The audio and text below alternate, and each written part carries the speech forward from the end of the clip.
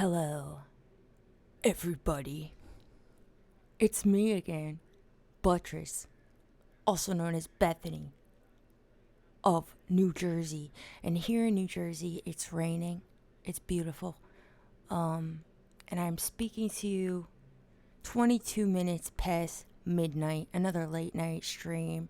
Sorry to anybody who this inconveniences, but I am very excited working on music at this moment, and I got too excited and I needed a break. You know, when you get too into a thing, especially those of you who work on music, and you just get so immersed to the point where you need to take some step back, but you can't because you're just having so much fun listening to the music. So you just listen to the thing over and over again and totally like lose touch with everything that you understand about what's working and not working about it. You know what I mean? Forget it. Just forget it. Hello. Look at all you people. Hello. Welcome to this place. First things first, I wanted to start off with a little disclaimer. I just realized that the little text tidbit I copy and paste into all the descriptions for the YouTube uploads and also the Spotify uploads, the Patreon link was fucking wrong. So all this time I've been mentioning the Patreon, I fucked it up. It was patreon.com/phenomenology.club. There is no dot in that hyperlink. It's patreon.com/phenomenology.club. I fixed it in every upload as far as I know. So now you all know. If you're trying to get into the Patreon and try to follow that link and it was broken, now you know. Marcelo says, when is Phenomenology Club merch coming? Funny you ask, because I actually just spoke with my friend about making some. Could you guys tell me? Are you guys actually interested in such a thing? I was thinking about making a t-shirt with the vision chart on it. One of these many vision chart designs I have for Phenomenology Club. Would you guys be interested in such a thing? That, or maybe a poster as well, maybe one of each. I don't know. If you're interested, let me know, because I'm very curious about who would purchase such a thing. But anyway, so the last upload I did, I listened to it and I sound absolutely fucking insane and confused. I had just read 30 pages of Hegel's Phenomenology of Spirit, and I was so excited. I think I made some sense. It's definitely a fun upload. You should listen to it. But I'm just losing my shit because it'd been a few weeks since I'd read some philosophy, and I jumped right back into it reading Hegel, and I just got so fucking excited, and I'm still so fucking excited.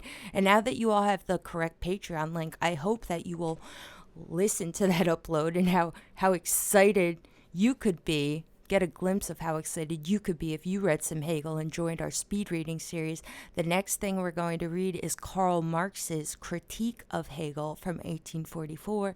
And all of you communists out there know already that Hegel is probably Karl Marx's biggest influence. So I'm very excited now to read his critique of Hegel. Anyway, so I said in that upload that, Phenomenology Club does not exist to be something that is super academic or lecturally. I want to work with concepts more, or philosophical concepts, more than I want to work with the literal historical canon of philosophy, because I feel like this alienates a lot of people who have no knowledge of philosophy historically, but want to interface with it. I don't feel like there's too many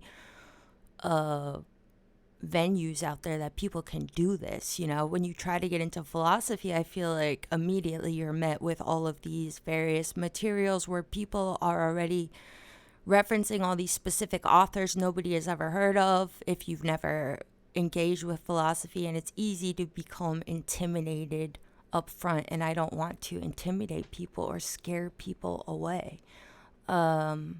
But, oh, my voice is soothing. I'm glad you think that. I don't think it's always soothing. Somebody said, I saw a thing they posted that they had a hard time listening to Phenomenology Club because they said they could they could hear my jaw clenching.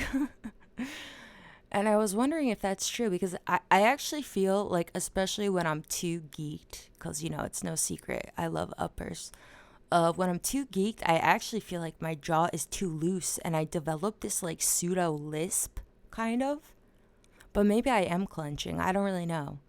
But whenever I get into like lisp territory, I feel my phenomena of how I feel in my mouth when I'm speaking is actually that my jaw is like unhinged. And I develop this sort of a lisp thing. But right now, even though I am geeked, I'm feeling very calm, very collected. And to pick up where I just left off speaking, what I wanted to say is that thank you. I'm glad you guys like my soothing voice right now. I mean, don't get too excited because, it could change very quickly. So even though I don't like to deal too much with specific philosophers on this channel, I do also think that it's a nice opportunity for me to introduce some of you who have no experience with philosophy to certain thinkers.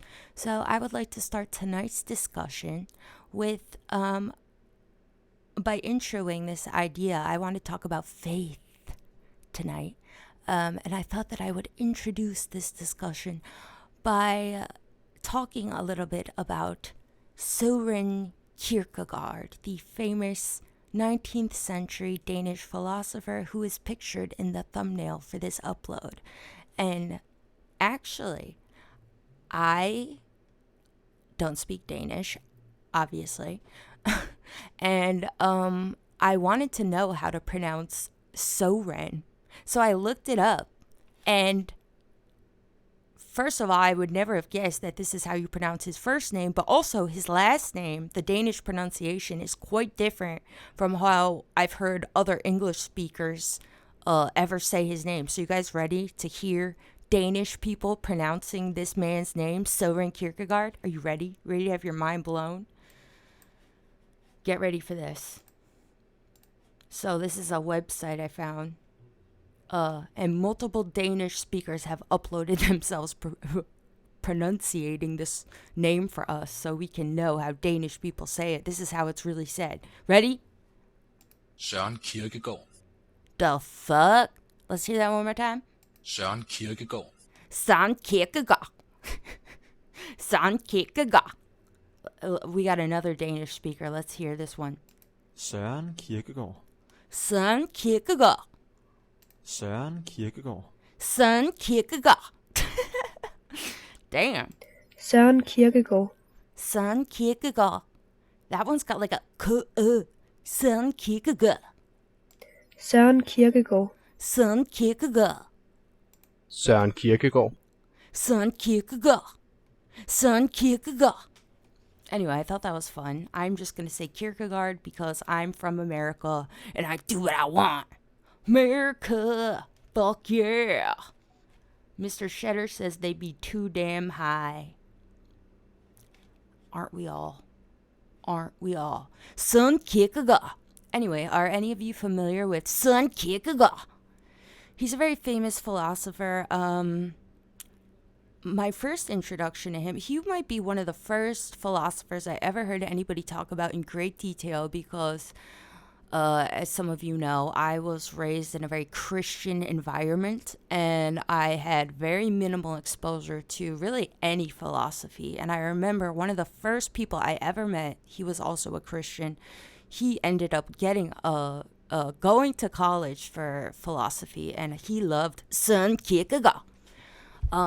And Søren Kierkegaard is probably most well known for being the most Christian philosopher ever. I mean, he is a philosopher and he has some interesting things, but all I have read is Fear and Trembling, which is a work he published in 1843. I read it in full. I forget how long it is, maybe 100-something pages. And I just thought it was one of the most ridiculous things I've ever read, and I thought it was terrible, but I like it. I like it. I like Søren Kierkegaard because he just was about it. He was about his pain, and I like that. I like people who are genuinely suffering. No matter what dumb bullshit you say, I think he's real as fuck. But anyway, so Søren Kierkegaard is very famous for some of the things that he says about faith in particular, and anxiety. Two things that this literature, this published work, Fear and Trembling, is very much about. So I wanted to read some quotes. And in looking up some quotes from Søren Kierkegaard, I found out that Joe Biden, I probably shouldn't laugh. I don't care, cancel me. I'm so over fucking internet morality. Joe Biden loves this Søren Kierkegaard quote because it gave him strength when his son Bo died, which I forgot that Joe Biden had a son that died. How'd he die? I don't care, fuck everybody. But let's read the quote. So this quote is from the Gospel of Sufferings by Søren Kierkegaard. Where Kierkegaard, fuck it, I'm sorry, this is so annoying, I'm gonna stop. Kierkegaard, there we go, America. Kierkegaard is responding to this Bible verse from the New Testament, Matthew, book 11, verse 30, chapter 11, verse 30. For my yoke is easy and my burden is light. And this is the quote by Søren Kierkegaard. Fuck you. Ready for this wisdom? This is from Gospel of Sufferings. Like I said, isn't that a great? That should be like a metal band's album, especially like a Danish metal band, because you know there's so much death metal or black metal, whatever. The nerds are gonna come for me for not knowing which one. Which one is it? I know one of you are nerds. Black metal, death metal. Which one's from Scandinavia? The big one. I don't care. You're all some nerds, but they should name an album Gospel of Sufferings. That would rule. So here's the quote. The believer humanly comprehends how heavy the suffering is, but in faith's wonder that it is beneficial to him, he devoutly says, it is light. Humanly, he says, it is impossible. But he says it again in faith's wonder that what he humanly cannot understand is beneficial to him. In other words, when sagacity is able to perceive the beneficialness, then faith cannot see God. But when in the dark night of suffering, sagacity cannot see a handbreadth ahead of it, then faith can see God, since faith sees best in the dark. I don't know this word sagacity or if I'm even pronouncing it correctly, so while we're here together listening to pronunciations, let's look up this one as well. Sagacity. Ready? Oh, come on. Oh, I love Merriam. Sagacity. The quality of being sagacious. No shit, you motherfucker. What's sagacious? Just tell me. Sagacious. And are we pronouncing this? Hold on, let's hear it. Sagacious. Sagacious. Sagacious. Gay. Sagacious. Wait, what about sagacity? Sagacity. Damn it. Sagacity. Sagacity. Sagacious. Sagacious. Definition of sagacious. Sagacious. Of keen and far-sighted penetration and judgment. Caused by or indicating acute discernment. Okay, so it's basically a poetic way to describe keen understanding, far-sighted judgment. Okay, I see why Kierkegaard loves it. So Joe Biden loves this quote that I just read because I guess it gives him faith. Faith.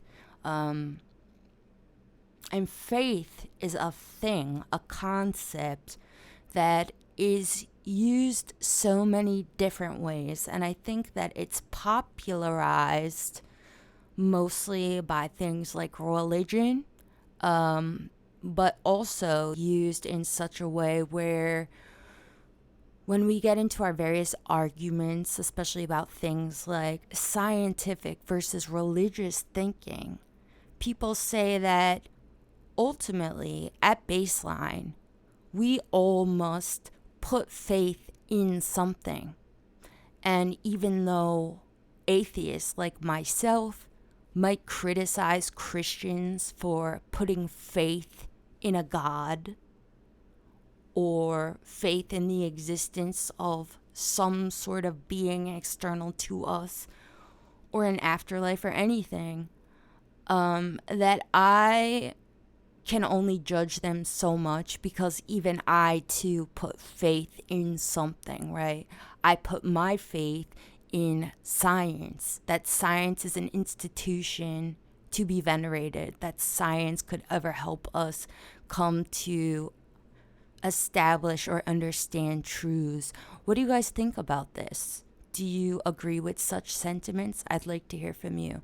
Do you think that at baseline, an element of faith is required to really put trust in anything? And also, how do you define faith? Let's get some feedback.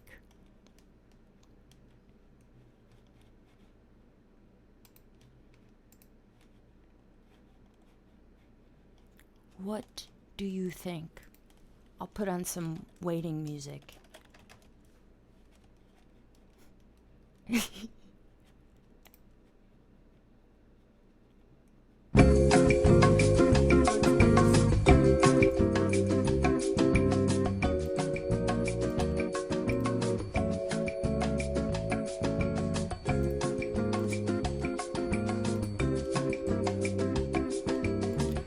Faith. Have faith. Faith is being sure of what we hope for and certain of what we do not see. Do you have faith? Are you looking for faith? Please stay on the line. All those who have faith, I will come back to this live stream. Please hold on. Hold on to that faith. Faith. Have faith.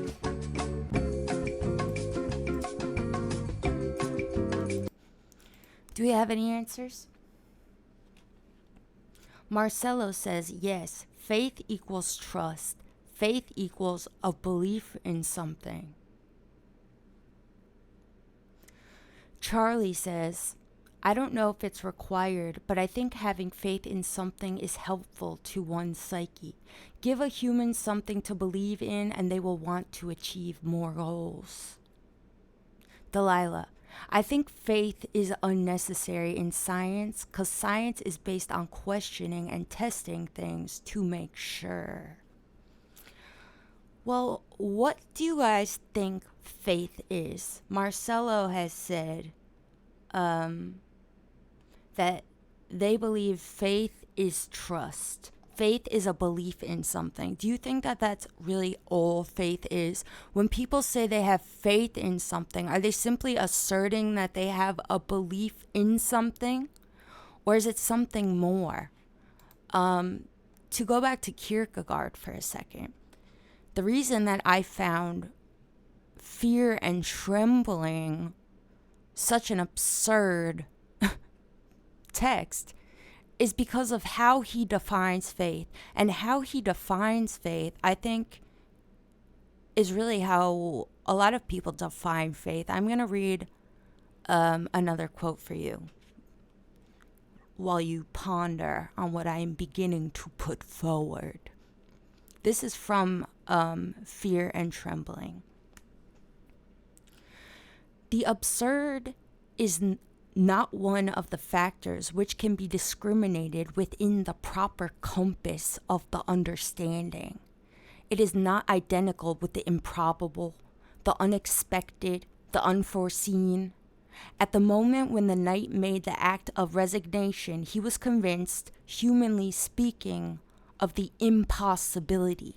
So Kierkegaard in Fear and Trembling defines faith as putting confidence in the absurd. He says in this quote that faith is different than the improbable, the unexpected, the unforeseen. And what he means by that is that true faith is to put confidence in a thing that seems completely irrational, not just unlikely, but totally impossible.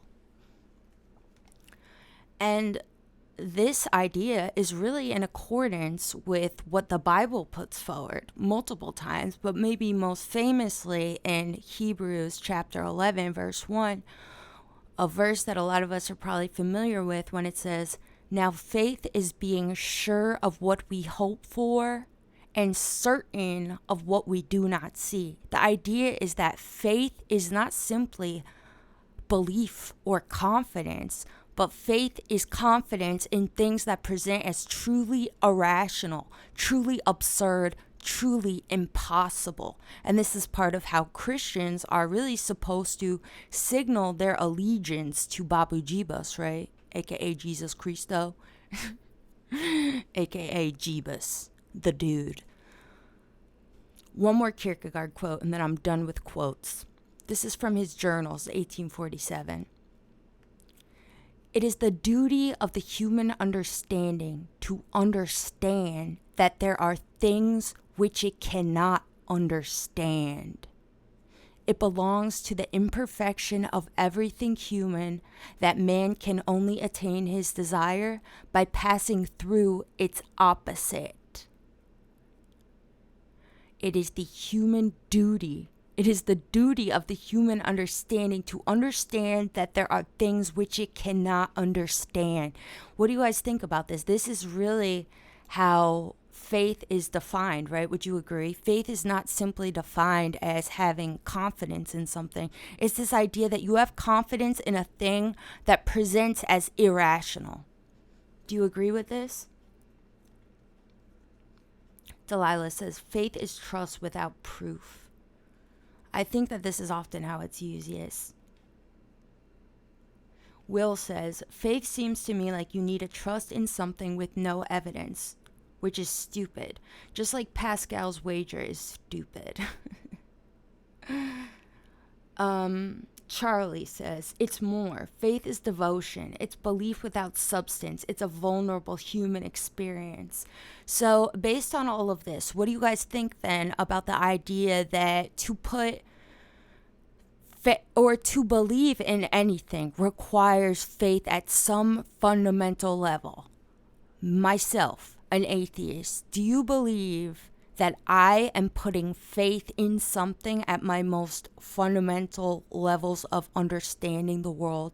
Do I put faith in science? Do I have to extend the benefit of a doubt, quote unquote, to put faith in this institution? And in that sense, putting faith in an institution like science is just as unfounded as putting faith in an institution like a religion such as Christianity?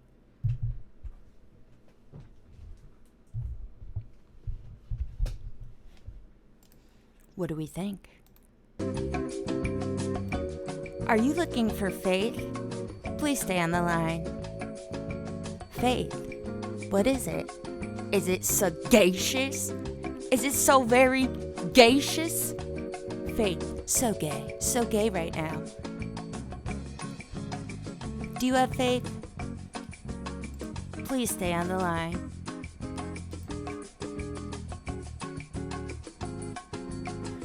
God is dead. Woo! So,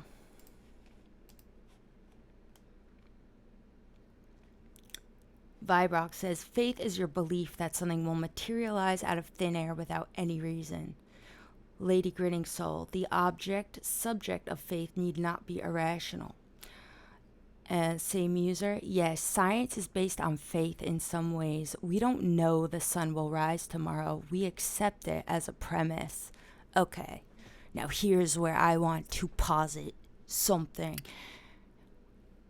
I personally feel as if the very concept of faith itself is entirely absurd.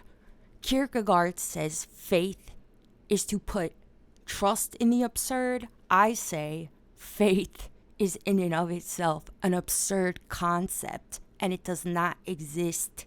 At least what we put forward as faith being does not exist. I believe it is a true impossibility to have true faith as Kierkegaard describes it.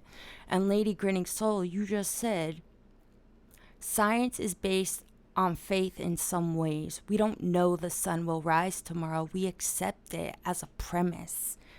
And I disagree, actually, because I believe that literally everything all of us believe, whether you believe in God or in no God, or that the sun will rise tomorrow or the sun will not rise tomorrow, all of these things that we believe are involuntary. I don't think that any of us choose to believe anything. And in that sense, I can't put faith in anything. How could I convince myself of something that seems truly absurd? I can't. I can try my hardest, but can you? If somebody told you the sky is actually purple, if you had no reason to believe in such a thing, which why would you? Because who is this random person telling me the sky is purple? Could you really force yourself to put faith in that? This is the kind of thing Kierkegaard is suggesting in his work Fear and Trembling. And I just find it to be absolutely absurd, especially since the examples he gives just makes it so much more absurd. He gives this example throughout the text of Abraham. Abraham is the famous Old Testament figure who was asked by God to sacrifice his one and only son Isaac to God. And the idea that Kierkegaard puts forward is that Abraham put faith in this idea that things would be okay, even though the possibility that things would be okay presented as a total impossibility, which I just find to be absolutely absurd, because Abraham is someone who had already witnessed God's many miracles in his own lifetime. The number one miracle being the conception of his son Isaac, who took so long to be conceived because his wife Sarai was barren. So that don't make no fucking sense. And this idea that we have to put faith in science to believe it, and that in that sense, me extending faith to science, even though it's true that on the most fundamental level, I can't necessarily rationalize that such an institution would be useful in any way or point to a thing like truths. I don't believe that this is really an accurate way to describe what's happening here. In philosophy, especially, when we talk about things like what you just mentioned, Lady Grinning Soul, that we don't know the sun is going to rise tomorrow, right? That may be true. I cannot rationalize why I believe the sun will rise tomorrow, but my belief that the sun will rise tomorrow is absolutely involuntary. And it's predicated on the fact that every day of my existence in this earth so far, the sun has risen.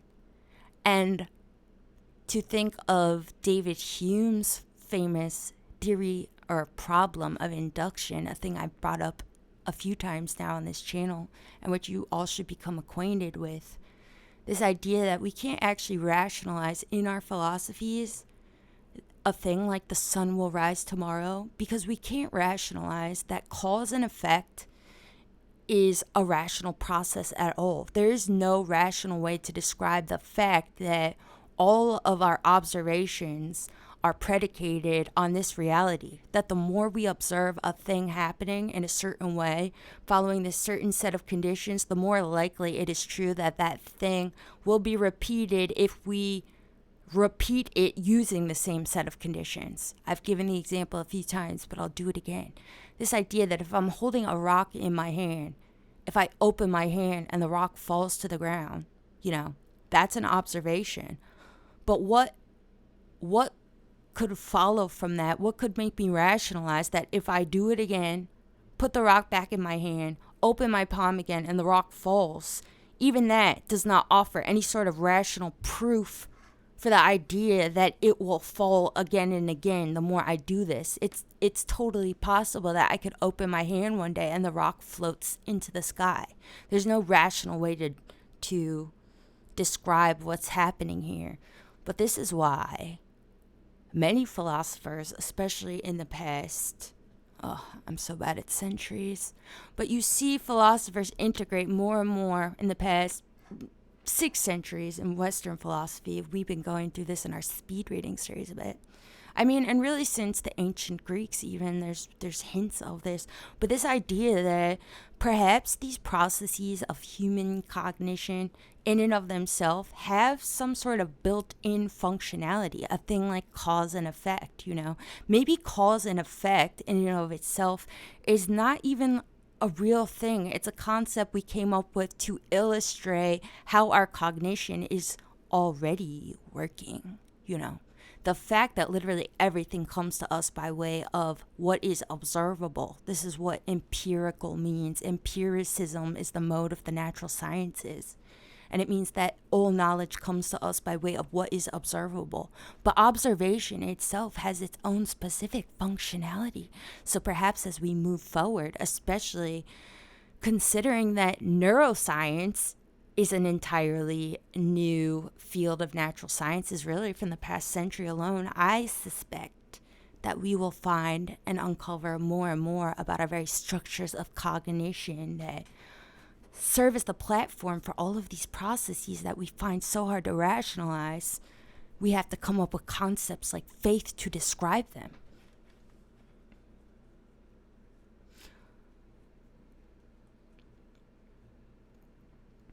What do you guys think about this? Do you think that this idea of faith, is it even a useful concept? Because I have to say, personally, I don't really think that it is for all the reasons that I just described. I don't think that anybody voluntarily chooses to believe something that presents as irrational to them. I think that it kind of makes sense that faith is a thing put forward so much by Christians in particular. And apologies if any of you are Christians. I'm sure there's many Christians that are nice people. I don't really know any anymore. I left that world a long time ago. But I think that it's not a coincidence that Christians often put faith forward as this thing where it's like, I just can't help it. Or I choose to have faith or whatever. It's like, you don't choose to have faith. You just believe there's a God, and you know that you haven't thought about it so much, and that when you do think about it so much, you begin to get confused because you know it doesn't make sense. So what you do instead is refuse to think about it and say that you have faith. Because that sounds better than saying, dude, I don't know. I know this shit doesn't make any sense, but leave me alone, okay? Leave me alone. I believe there's a God.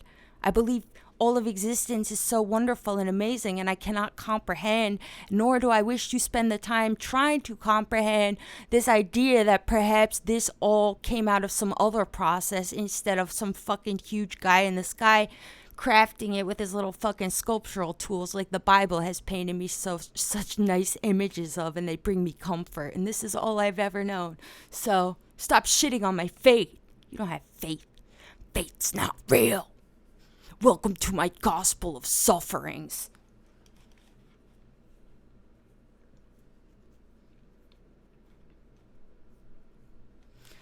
Vibrock says, we do shit and shit happens. And if it keeps happening the same way, we calculate the average of it and boom, it's a measurement. Haha.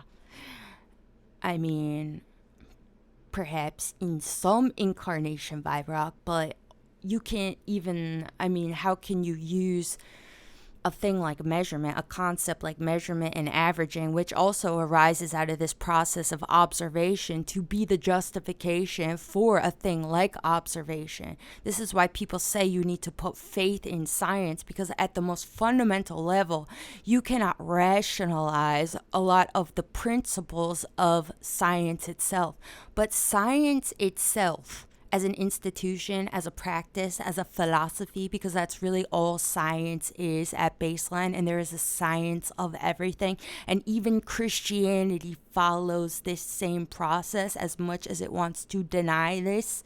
Science itself simply seeks to be an explicit illustration of how our human cognition already functions. What does science describe? How does science work? Science, at its most fundamental, really only describes the most simplest of processes, a process that we are all embroiled in since the time we fucking open our eyes into this earth, but even sooner, really. I don't know when we start thinking in the womb, but we be thinking in there too, okay? Don't get it twisted. But science works basically by an individual, you, me, observing, making something the object of our observation, and then through a series of testing, trying to come to some sort of conclusion about the object that we are observing, and using what we conclude about this object or hypothesize about it, thus this object of our observation, to advance then to the next observation. And as we go along, to integrate all these various observations and conclusions we draw about them into the next step. It's in this constant process of becoming, of knowing something. This is the natural mode that we are immersed in. So it doesn't really make sense to try to paint it in such a way where we can say, oh, this demonstrates faith, this does not demonstrate faith, because really it's all involuntary. Even to say this belief is rational, this belief is irrational, even the most irrational belief, the person that holds it is still being rational intrapersonally. I mean, think of like flat earth or something. Flat earthers genuinely believe what they believe. They have come to a rational conclusion, and they use the same sorts of they follow the same exact trajectory that we follow when we say flat earth is fucking stupid, you know? So how do we try to come to agreement then about these sorts of things? Really, by trying to illuminate the process. That is really the only way that we can establish any sort of criteria here. It's not really that we can judge the content of any belief against another belief. We have to judge the process that led us to that belief, you know? And so we can say that flat earthers are stupid because you take the word of this random guy on the internet thing and nothing else has ever suggested this. It's so likely fabricated and some guy's random imaginations. And what are the chances that every astronaut that's ever been to space is lying to all of us? What are the chances that this and that and this and that? But what we judge is the process, you know? The conclusions are in and of themselves, I would say, insubstantial when it comes to a thing like being rational or irrational. I don't think any statement is true or untrue. It is only more or less true. And you determine the truth of any statement by examining the criteria for reaching such a statement.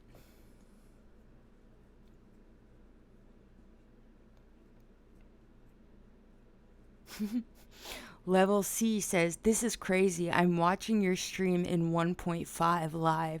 So are you in the future right now? If you're listening in 1.5 live, does that mean that you're ahead of me right now? Holy shit. Don't get me bugging out about Hegel again. And the now. And the now. And the now. And the now. And the now. When is now? Is it right? Now. It's gone. Boom. Bye. Boom. Bye. Bye. Now. But I'll probably butcher this. I'm going to try not to get into Hegel. But the Hegel is still just like swimming in my mind. I love that reading so much. And I encourage anybody who wants to get fucked up to read the Hegel. It's on our website, which you can access if you pay $1 on the Patreon. But just look it up anyway. The translation we read was by Terry Pinkard, and you can find it in full online. But Hegel says something really related to this idea, that essentially what we are doing when we try to come to truths, and why we get into such discussions about whether or not such a thing as faith exists, whether or not we have to extend faith to an institution like science instead of Christianity, or the distinctions that could exist between objective and subjective truth, or coming to conclusions such as life is meaningless while using a system of meaning to get to that statement itself. He describes as if we are in this process always of trying to describe a thing that we experience as pointing to truth. He calls it a ray of light. And that this ray of light is only ever actualized through our experiencing it.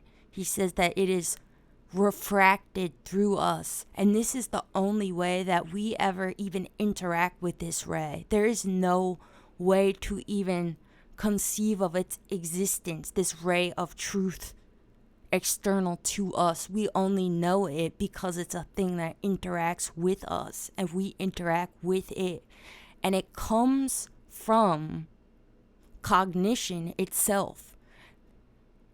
And it's really interesting when you think about it, because it's so true that humans fall into these modes where they feel as if truths exist external to us, and even those of us who can acknowledge that truth itself is a construct and all knowledge is a construct, and in that sense it is up to us to make the best truths and the best systems of knowledge and of meaning, even we still treat this idea in some way as if we are some lens that taints truths, that if we want to get to what is closest to the most objective, quote unquote, that we ourselves are an obstacle in this process of coming to know truths. But I think it's so true that the very concept of truth and the idea of truth is not a thing that we should think about as being tainted by us or external to us, a thing we interact with and manipulate through our own processes of trying to know about it. The very idea of truth comes from us. The very idea of truth is inspired by us. We inspired ourselves into coming up with the concept of truth, to describe things that we're already doing, drawing conclusions about our external environment that we are at all times cognizing about. Isn't that beautiful? Give it up for us. Humanity fucking rules. Don't ever forget it. We are awesome. And to think anything other than that we are awesome, I think, is to be disingenuous with yourself. Because what could be the reason that you think we're not awesome? That we do this or that cruel thing, that we're mean, that we're stupid, that we're ugly. But even all of these concepts still arise out of us. What is the standard you're holding us to that you think we are not meeting? It's a standard that has already been established by your conception of humanity. So how can you dislike humanity for being a thing like cruel, when cruel would not even exist, or kindness would not even exist without a conception of us? Don't be stupid. Anyway, what do you guys think about this? Faith.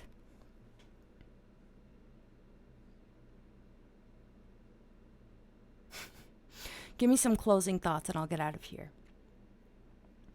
Will says, you bought Zizek's book on Hegel because POS is too fucking dense for me.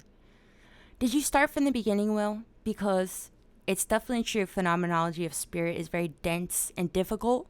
But if you start from the introduction, I think it's necessary, really. You have to start from the beginning. Because I think a lot of works of philosophy, I don't know about you guys, but for myself, I like to just like go to random passages. Like, oh, let's read Hegel on religion or Hegel on this or whoever on this or that. But when it comes to phenomenology of spirit, you really have to start from ground zero to go anywhere with Hegel. Because it's true. If you open to a random page, it's like, what the fuck is this man talking about? This German bullshit.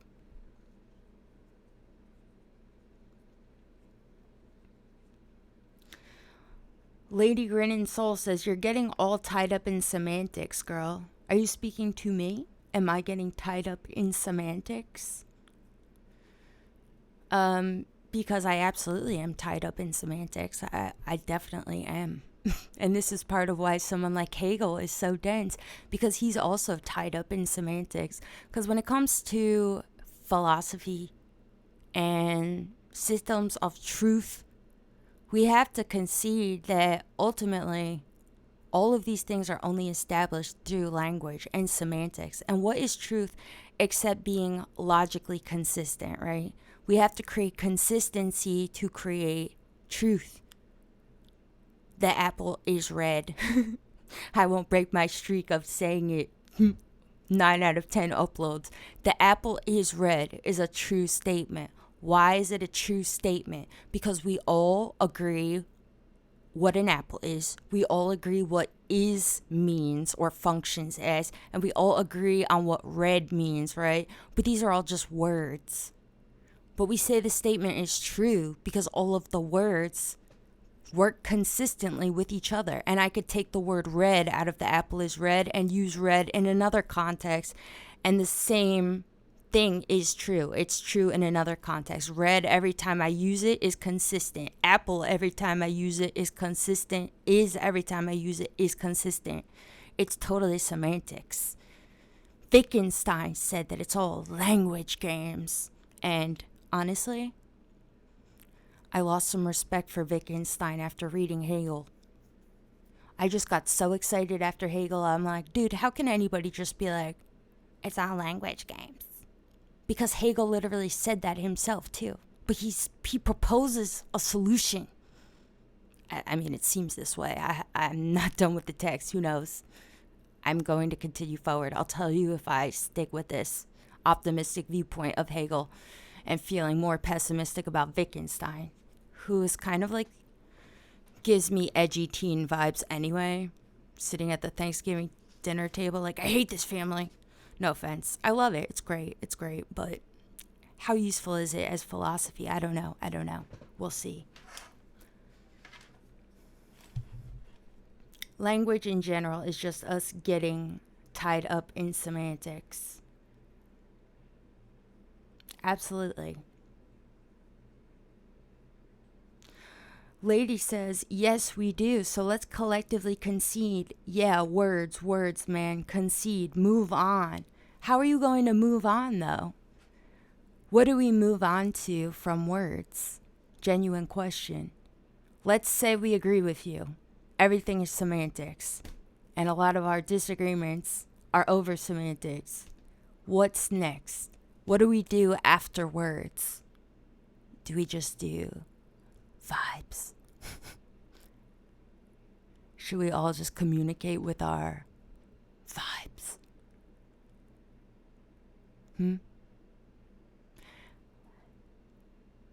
That seems like something I would have to extend faith to believe. But hey, I'll try. Exactly, you said. I cannot tell if you love or hate Hegel. I love Hegel because he destroyed my life a few days ago, so I hate him. I love him because I hate that he just wrecked my life. I was not ready. I'll tell you why I'm upset, why Hegel got me feeling really distraught before I get out of here.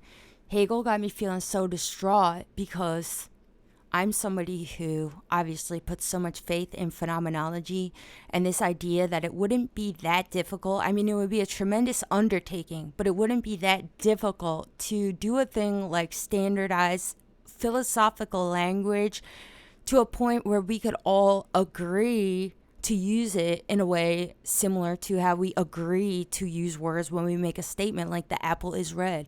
The history of philosophy is very cyclical, and the more you look at it, the more you realize that there's really only been a few milestones, even if we can name 10 philosophers or whatever easily. When you think about who actually changed or altered the trajectory of thought itself, there's really only like one or two.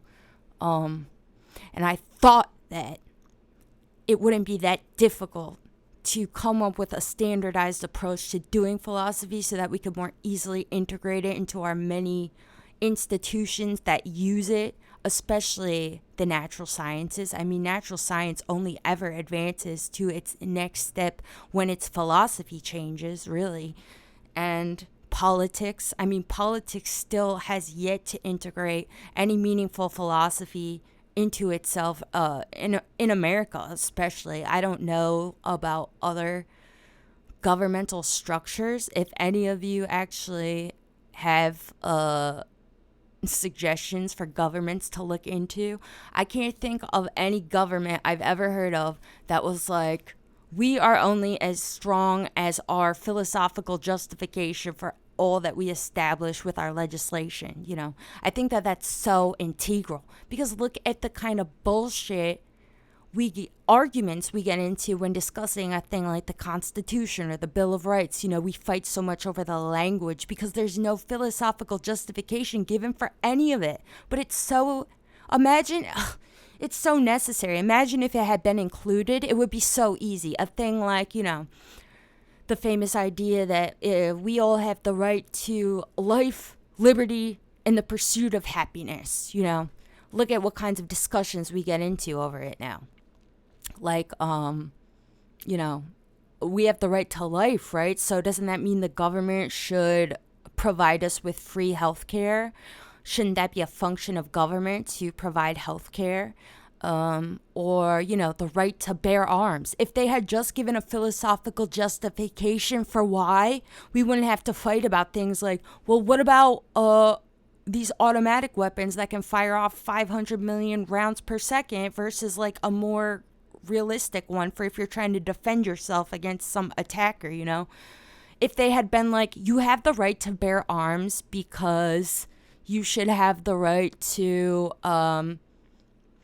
use what amount of force is necessary to fight some, you know, imagined attacker, some shit, you know. If they had just included some ideas why, the idea why is not because you might have to go into a full-blown war one day with America itself, which is the kinds of arguments we put forward for why people should be able to have these insane arsenals in their fucking garage, even though you're just like one person. Like, if they had included some philosophical justification, it would be so much easier to navigate these sorts of disagreements. But I digress. Anyway, I'm going to get out of here. Thanks, everyone, for listening. Can you please give me a thumbs up? Shameless asking. Whenever I ask, I get more thumbs up. So if you feel like appeasing me, please give me that thumbs up. Thank you for letting me talk about faith. I hope I've given you some things to mull over. Somebody asked me recently to do an upload on the phenomenology of prayer, which I'm really excited about. I think maybe I'll do it next because I have so much to say about that. So everybody, I hope you have a great night and you stay trippy. Goodbye.